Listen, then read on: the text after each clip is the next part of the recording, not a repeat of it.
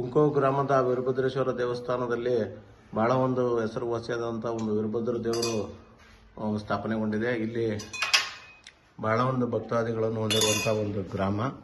ಅತಿ ಹೆಚ್ಚಿನ ಭಕ್ತರನ್ನು ಇಲ್ಲಿ ಸೆಳೀತಾ ಇದೆ. ಕುಂಕೋ ವೀರಭದ್ರೇಶ್ವರ ದೇವಸ್ಥಾನ ಪುರಾತನ ಕಾಲದಲ್ಲಿ ಕಟ್ಟಿದಂಥ ಒಂದು ದೇವಸ್ಥಾನ. 11ನೇ ಶತಮಾನದಲ್ಲಿ ಮಾತಾಡಿ ಚೌಳರ ಕಾಲದಲ್ಲಿ ಸ್ಥಾಪನೆ ಆಗಿರ್ತಕ್ಕಂಥದ್ದು. ಹೇಳಿ, ಮಾತಾಡಿ. ಏನೇನು ಸ್ಥಾಪನೆ ಮಾಡಿದ್ರು? ಯಾವ ದೇವರು ಇದಾವೆ ಇಲ್ಲಿ? ವೀರಭದ್ರ ದೇವರು, ಕಾಳಮ್ಮ, ಚೌಡಮ್ಮ,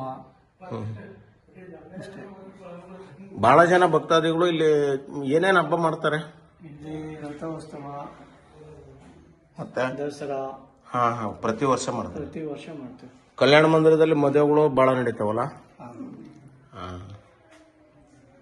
ನಿಮ್ಮ ಹೆಸರು? ನಾಗರಾಜಪ್ಪ ಅಂತ. ಧನ್ಯವಾದಗಳು. ಈ ಒಂದು ಬಾಗಿಲು ಪೂರ್ವ ಬಾಗಿಲಾಗಿದ್ದು ಇದು ಶರಭಾವತಾರವಾದ ಬಾಗಿಲನ್ನು 11ನೇ ಶತಮಾನದಲ್ಲಿ ಕೆತ್ತಿರುತ್ತಾರೆ. ಪ್ರಶಾಂತವಾದ ಒಂದು ಜಾಗದಲ್ಲಿ ನೆಲೆಗೊಂಡಿರತಕ್ಕಂಥ ವೀರಭದ್ರ ದೇವಸ್ಥಾನ ಬಹಳ ಒಂದು ಸುಂದರವಾಗಿದೆ.